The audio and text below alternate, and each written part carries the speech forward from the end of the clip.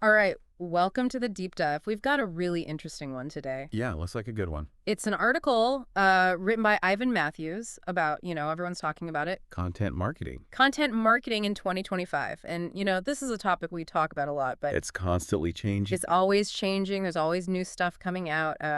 So this is going to be, I think, really, really relevant for anyone trying to Stay ahead of the curve. you get ahead of the curve, exactly. So let's jump right in. I think the thing that really strikes me right away is how AI is no longer this. Oh yeah, it's not a buzzword It's anymore. not a buzzword. It's like fully integrated. Yeah. And Matthews is really emphasizing that. Like, it's foundational to content marketing now in 2025. I mean, you see it everywhere. Even like, the CMOs, the chief marketing officers, they're experimenting with AI in like Right. mobile app strategies. So it's like it's not just a side thing, it's core. Yeah, and we've talked about this before, but like even that Forrester prediction that SEO budgets are going to triple specifically because of AI, that's just Huge. huge. Yeah. Yeah, it's like it's a whole new way of thinking about SEO. Right. Absolutely. Yeah. And it kind of ties in with this whole theme that Matthews talks about, the democratization of media. Right. It's like the barriers to entry are lower. Yeah. Anyone with a smartphone can, potentially reach a global audience, Right. which is probably why we're seeing so many different voices and perspectives online Mm. compared to, maybe 5, 10 years ago, where it Yeah. was really just the big media companies controlling everything. Yeah. And that's, I mean, that's exciting, right? It's like, It is. It's exciting, but it's also, there are challenges too. of course, yeah. So with that being said, I think it's interesting to look at the different content formats that are really gaining traction right now, right? I mean, we're seeing obviously video is still huge, A little bit especially like short form video. short Yeah. form video, TikTok, Instagram Reels. They're everywhere. They're everywhere, and it's interesting to see how some of it's very high production value, really polished, and some of it's just someone talking Yeah, just their thought. into their phone, and both can be effective. Yeah, it really depends on your audience and your message. Exactly.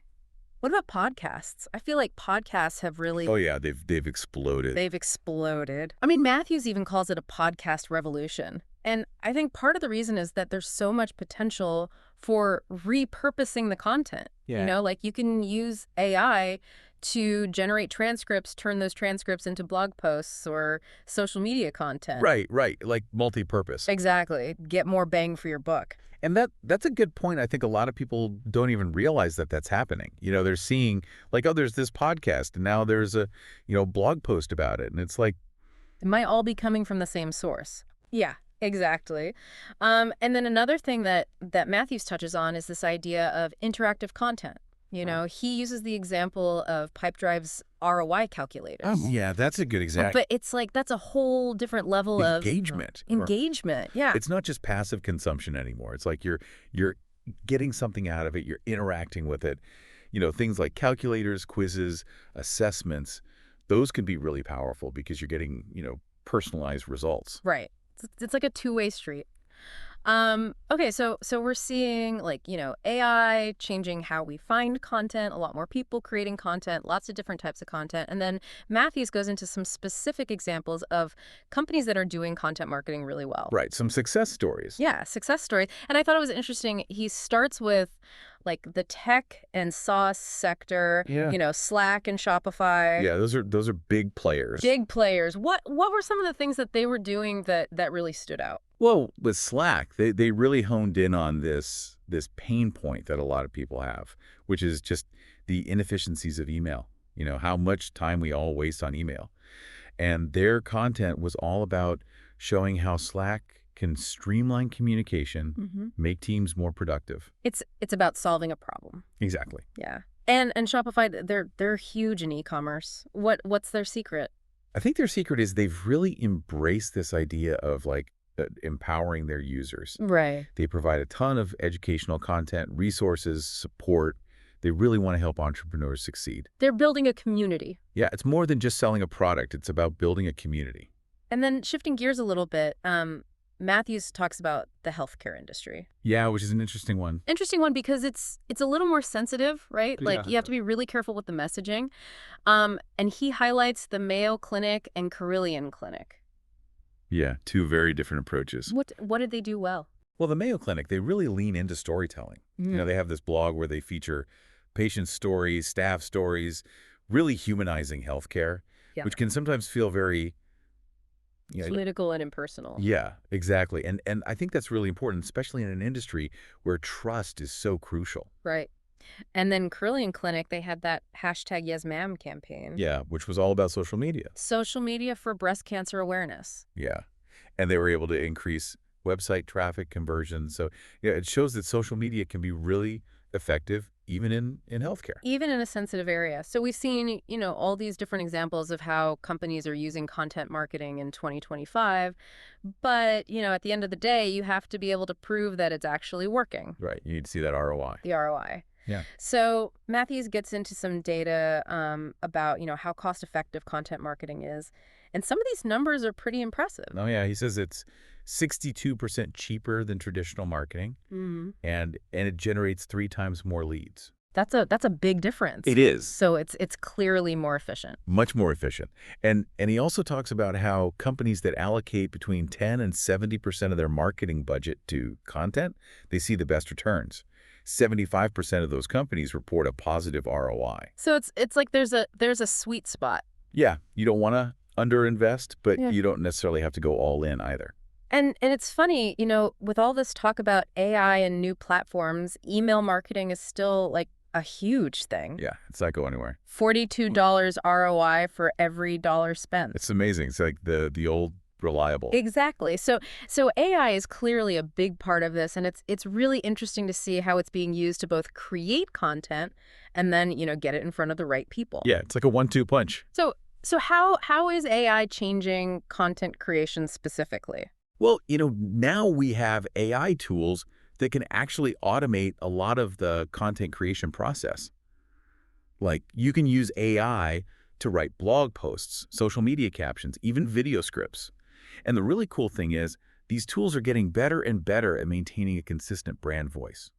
So it's not just like, spitting out generic content. No, it's actually getting pretty sophisticated. And then on the distribution side, how's AI helping there? Well, AI is really good at analyzing data, right? Right. So you can use AI to analyze audience behavior, figure out what platforms they're using, what times they're most active, and then you can use that information to personalize the content experience, target different segments with really specific messaging.